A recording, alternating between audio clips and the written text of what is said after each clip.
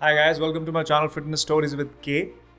And today I'm going to be talking about a question basically जो बहुत ज़्यादा rumored है, but then लोग उसके बारे में कम बात करते हैं, but then yes definitely एक टाइम के बाद हर कोई जानना चाहेगा कि does actually gym help with bone density or bone strength? My answer is yes, because significantly जब आप जिम 1-2 साल से करते रहते हैं तो आपकी बॉडी में बहुत सारे चेंजेस आते हैं एंड यूजुअली वो चेंजेस 6 मंथ्स में नहीं, 1 ईयर में नहीं, बट आपको दिखने शुरू हो जाते हैं after 1.5 years that your muscle grows. What is that? सिर्फ आपकी मसल ही ग्रो कर रही है? No, even your bone density is increasing. How? So whenever you go to the gym, let's say for example अगर आप bicep curl भी कर रहे हो, so what is actually happening? The blood is pumping, the muscle is getting big, but at the same time अगर muscle big हो रही है तो सिर्फ muscle ही big कैसे हो सकती है? तो it'll just literally वो तो फिर ढीली हो जाएगी. It has to have some sort of support. तो वो support क्या है? Bone density, bone का room. तो जब हम जिम करते हैं हमारी बोन की फॉर्मेशन बदलती है.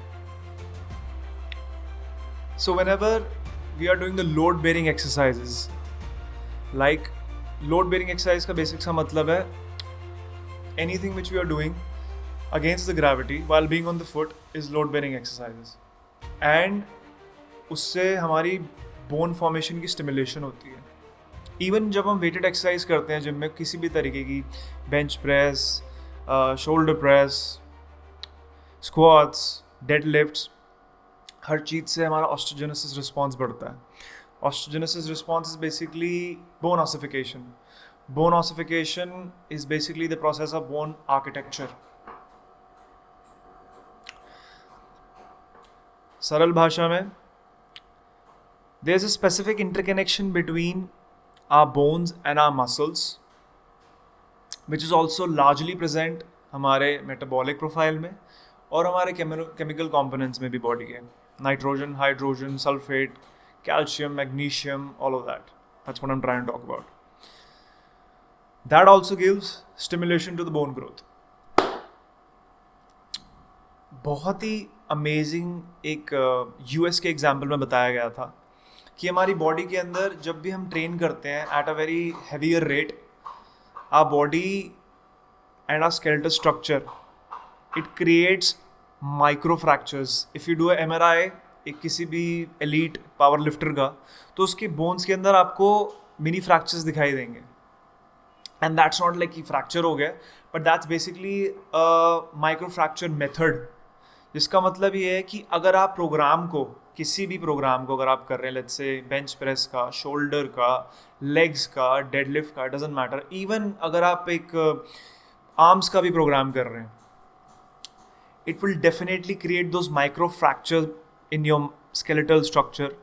And then when you ascend into the programme, that means जब आप अपनी इंटेंसिटी को इंक्रीज करते हैं, and then at the same time it's like a roller coaster ride, and जब आप उसको डिलोड करते हैं तो आपकी जो हीलिंग प्रोसीजर होता है, it's massively improved from a person who is just doing average workout. Let's say हल्का वेट उठाना एंड वॉल्यूम कम रखना, सेट्स कम रखना, and even to an extent उसकी स्ट्रेंथ में और आपकी स्ट्रेंथ में ज़मीन आसमान का फ़र्क होगा, एंड ज़मीन आसमान का हीलिंग प्रोसीजर का भी फ़र्क होगा.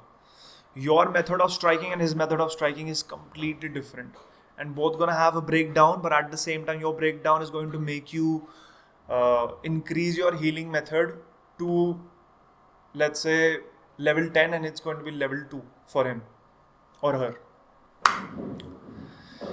So basically हमारी bone जब tug and push में जाती है, and by tug and push I mean stress and release, a curl, stress, release. तो होता क्या है, हमारी बोन जो है, it releases electric charge which asks the body to attract calcium and magnesium to the bone. क्योंकि जब तक वो इनहेरिट नहीं करेगी बॉडी से, वो ग्रो नहीं कर पाएगी, एंड जब तक वो ग्रो नहीं कर पाएगी, आपकी मसल नहीं ग्रो कर पाएगी. So are you seeing the whole interconnection between it? Muscle, bone, and hence bigger size of any muscle.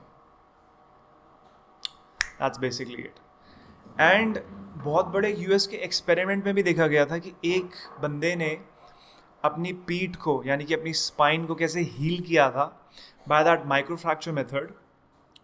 He basically had a callus in his spine. And when I say callus का मतलब basically सही है, it's an area of the bone where it's broken and that area gets stiff because it creates a bridge between the cartilage and the bone.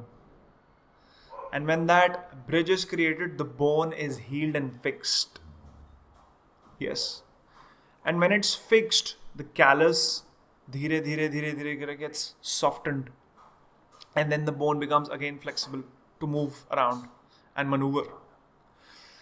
So when that experiment was created, his microfracture method created a much stronger calcified movement and a stronger bone in turn.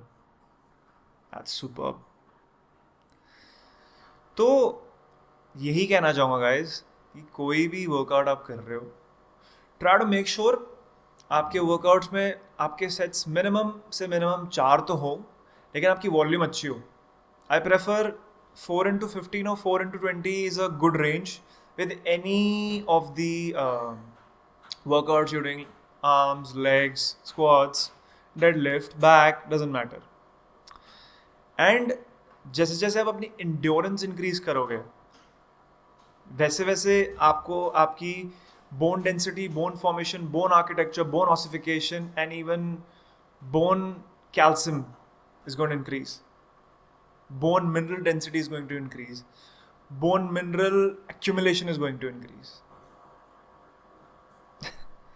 So it's all related. It's all there. I really believe in doing supersets as well, which increases the stress and in turn gives you better healing, better proposition of the muscles, and better growth and better healing. Yes, that's how muscles helps in increasing the bone density and bone formation. Thank you for watching the video. Stay tuned.